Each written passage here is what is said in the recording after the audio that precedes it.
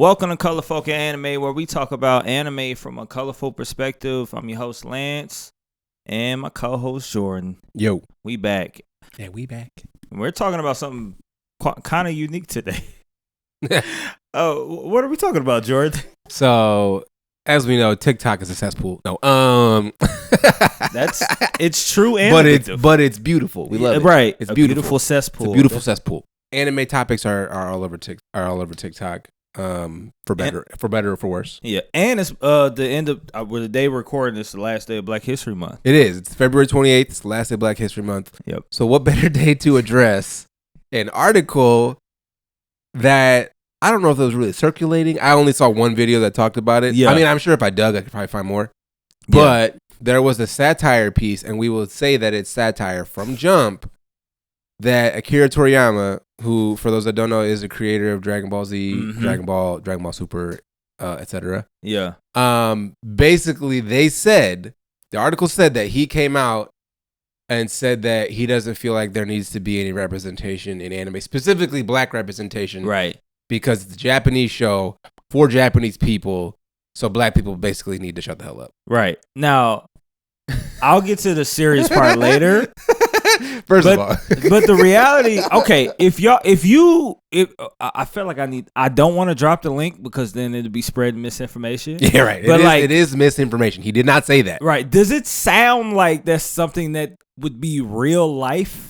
That the creator of Dragon Ball Z was on the last day or a couple of days before the end of Black History Month. So you know what I need to address right now.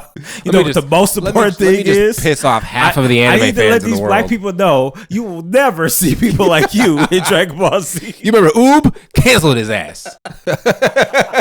Popo? More of them are coming. Piccolo was not black. Piccolo was not black. Piccolo was just an Asian with a deep ass voice. Right. He was a K-pop star. Pretty much. He's that can rap. He can rap. Yeah, he's I'm trying to think of one off the top of my head. I can't think of one off the top of my head. Yeah. But, so that was wild. It's hilarious. I'm glad you brought it up too. I know we didn't even confirm this. Say we came to the same topic or whatever. But I think it's very interesting because it reminds me of a previous episode where we were talking about this. Does representation matter, especially in a purely Japanese-based art form? All right, now I'm going deep. Before I go deep, please make sure to like and subscribe. If you're watching on YouTube, if you are listening on Spotify, Anchor, hit that follow button on Spotify. That doesn't really do a whole lot for us, but we know that you're following us. And if you're on Anchor or if you're on iTunes, please subscribe to us, comment, rate, review us. That's very helpful. Gets us in front of other people. Yes. Anyways, now, serious stuff. We talked about whether or not, and I'll ask you this question, whether or not it matters to have representation in a space, especially like Dragon Ball Z. Because even though that article was definitely satire, it was satire. It wasn't real. I feel like it has some valid points. Yeah. And I want to know what you think about the idea of, hey, if it's a purely Japanese art form, why does there need to be representation? Yeah. Especially amongst African Americans or minorities in America in general, in comparison to the fact that, hey, this wasn't even really created or designed from us. Yeah. I mean, I have a few thoughts, but I want to pose that question first. Sure. I think representation does matter. But my take on it, and this has actually evolved a little bit since we did our last episode. Yeah. I think representation definitely matters, and the reason it matters is because a significant portion of your fan base is African American. Yeah, black folks are the loudest supporters.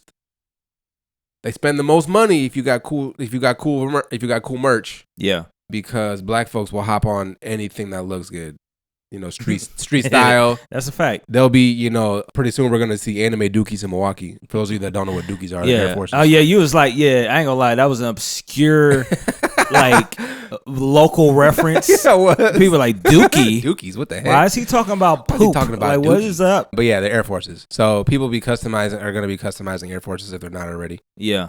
With anime style. So I think representation matters because it's You know, anime back in like the 80s, 90s, it used to be mostly Japanese folks that were consuming it. Yeah. Or other Asian audiences. Mm-hmm. Don't get me wrong, it still is largely Asian. Is, right. But with the dawn of the internet and the ability to share all this content in streaming services and TikTok, which has been huge in the blow up of anime in the global community, I think anime creators, mangakas, anime studios, it would actually probably help them to have further representation, and not just black folks. You know, like I saw some great comments in there.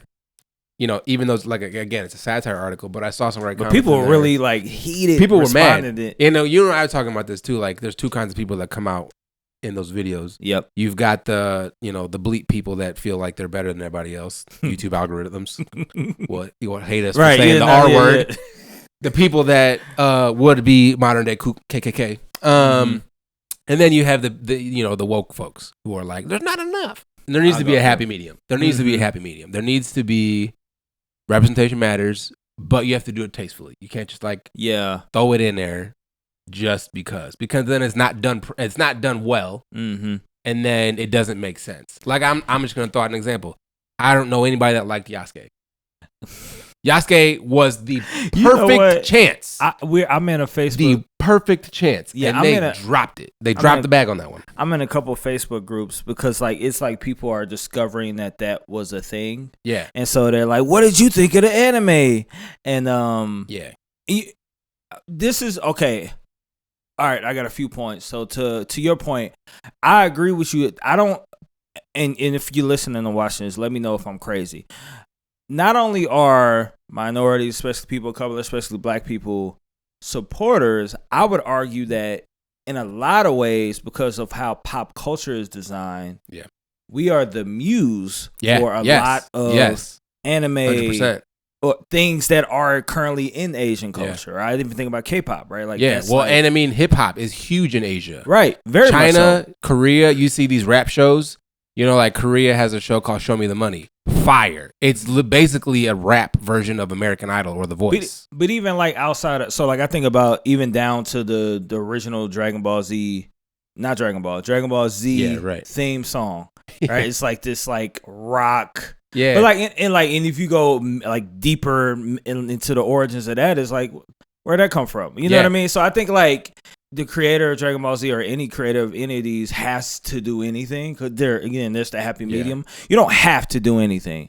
This is capitalism at the end of the day. You're right. You can do whatever you need to do to get your money, and I'm gonna talk about you, but whatever. Like, but I think ultimately, being that like if you're gonna draw from influences of people of color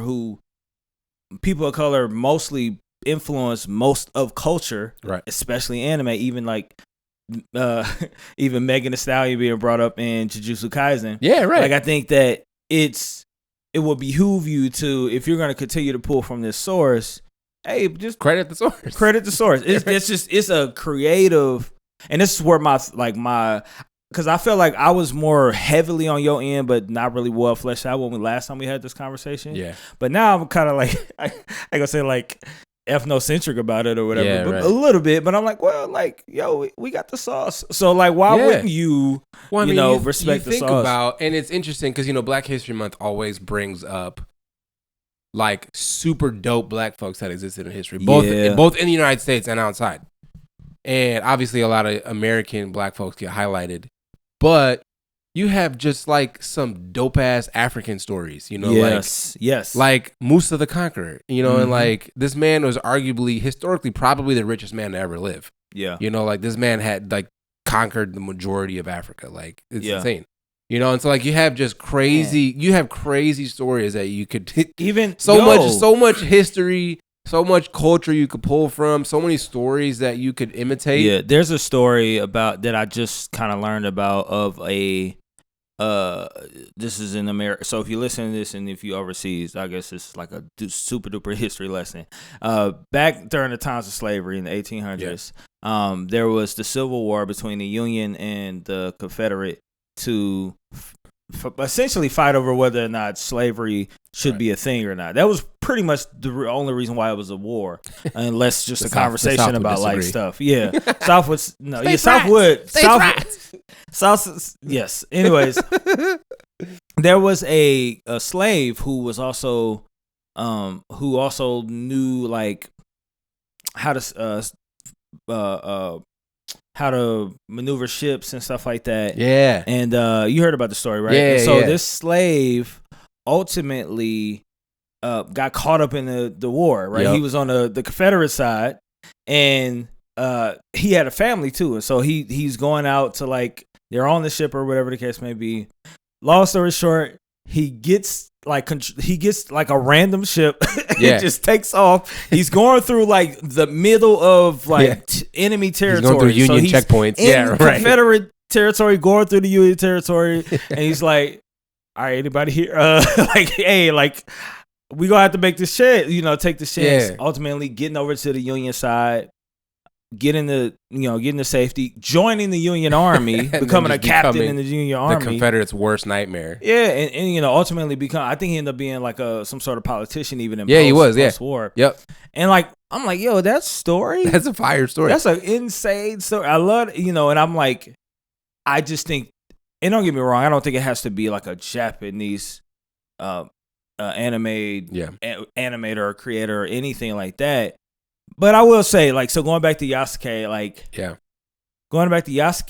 Cannon Busters. The worst part, these are black creators. Yes. And I'm like, come on. Yes. You had like, it's one of those things where like, if you mess up your chances, we're not gonna get that many more chances. We're not. They're gonna be like, Yasuke was mid, Cannon Busters was mid. Because we are also the worst critics of our own subset 100%. Of anime creative, 100%. We are the loudest fans and the loudest critics, for better or for worse. Right. So I think, and with the representation thing, and and not just, not to just talk about, black folks' representation. Right. Because obviously, one of the comments talked about all lives matter. One of the comments talked about, well, there ain't no Latinos in anime. You don't see me complaining, and I'm like, well, maybe. I mean, y'all got Chad. Maybe bro. I'll That's speak up hard, a little. Yeah, Chad's fire. For those that don't know, Chad's from Bleach. Chad is Mexican, and Japanese Mexican, Japanese Mexican, and he's a badass. Yeah. But it's true though. You think about like, there's not a lot of shows that highlight other diversity, right? Other than black folks, and again, with black folks being the loudest critics, obviously, the loudest voices get the most attention. What's crazy, dude? I mean, again, the whole premise of the show is to highlight like people of color in anime, in kind of like the space, and to have deeper conversations surrounding that. But I think this gonna sound exactly opposite of what I just said. I also don't need everybody to be a person of color in anime. Right. It's just shows I love that exist. They don't have like lots of. Bleach is also one of those, right? Like it has a little bit of diversity, but I love that show. Right. Like Attack on Titan is another one of those shows that's like, I gonna talk about how they tried to finesse the diversity. Yeah, they did. It's like the one random black dude. Right. Why are you black? Let me tell you, not the conventional way. Yeah, they bathed me in charcoal. Baby. Like, but all that to say is like, I think, again, like you said, like I do think that there needs to be emphasis on diversity in general, just because I think it's cool. I think it's helpful. I don't think you got to meet no quota. I just think you missing out on a lot. And I think the biggest thing with diversity is when it's done well, it adds so much. Yeah, exactly. Because you think about different cultures, what they bring to the table, and you just see when you see characters and they span the colors of the rainbow. Yeah, like it just feels better. And like one of the things that we'll talk about later in another episode that we're doing is like, why do we love anime? Like what makes us identify with anime? Yeah. And I think one of the things that we can identify with is if we have characters that look like us. Right. If we see characters that look like us, if we have characters that have similar cultures to us, it draws you in. So as creators, it would, I feel like it would enhance their craft if they included more diverse characters, because then you would have a more diverse audience that really messes with your message. You know, and I think about shows that do that really well. You know, like you think of, and I'm not native, but like I think about damn, I just lost the name. Golden Kamui. Yeah. Which, you know, the one of the main characters is from a native Japanese tribe, you know, like, and they deal a lot with discrimination. But they talk about like these native tribes in a really cool way that hypes them up in their way of life. You know, you're like, so like the main character visits like 2 or 3 different tribes during the show, and he sees the differences between his culture as a Japanese, the way that we think of Japanese folks, and then versus, you know, like the native Japanese. Yeah. So it's really cool. So like you think about that show, which I feel like did it very tastefully. Again, I'm not native, so I don't know if they did a good job or not. Right. But let us know if you are native. Yeah, if you are native and you watch Golden Kamui and it was like way off base. Let us know. Please let us know, because I want to do better if I'm off. But no, I think when you do it well, it looks good. So like you think about like Carol and Tuesday. We watched Carol and Tuesday. Yes. Like that was a great show because you had diverse cast. You had, so obviously it's a show. It's is it technically a shoujo? I don't know. It's but it's about music. So it's about music. Carol and Tuesday. I think Carol's the white girl, right? And Tuesday's the black girl. Yes. And so you've got the girls. One of them is, you know, white girl from a rich family trying to escape her life. Just loves music. And the other one's a black girl from, you know, like down, you know, like from kind of like the slums-ish area, who, again, music is her escape, you know, and they meet at the nexus of music being their escape, and they create this beautiful music group. And, you know, and it touches on their music. It touches about the influence of music in the different cultures. You know, there's the friend who was a rapper, and then his social justice fight in the show, kind of, when he's fighting against the government, and like and also that's or at least the rap part of it. Oh, he might voice the English character too, but that's Denzel Curry, who's like an actual American rapper. Yeah, and so like I think again what you're saying, and again that's I think Why Nabi has something to do with that show as well. Yeah. So that's no surprise that it's like relevant musically and stuff like that. But like you said, that's a real attempt to be like, and Thundercat. His music's being on there. That's smooth. Yeah, right. That's exactly. So that brother is so smooth. Like, yo, this dude, accident. Like, you eat Frosted Flakes and still be smooth. But all that to say is like, it's a real attempt to say, hey, we're not just coloring people. Yeah. We're inviting culture in here. Yeah. And this is what it looks like, you know. Yeah, for sure. Yeah. Let us know what you think. Do you think that do you think there's not enough representation of people of color in anime? Do you think that it's overrepresented and it's whack? Did you watch Cannon Busters or Yasuke, and did you think that was good? We're not fans of it. You can watch it. I'm probably gonna show our other episodes and we review those or whatever. But let us know what you think. If you like this conversation, subscribe on YouTube. Follow us all on audio formats. But y'all know the slogan. Stay colorful. Peace.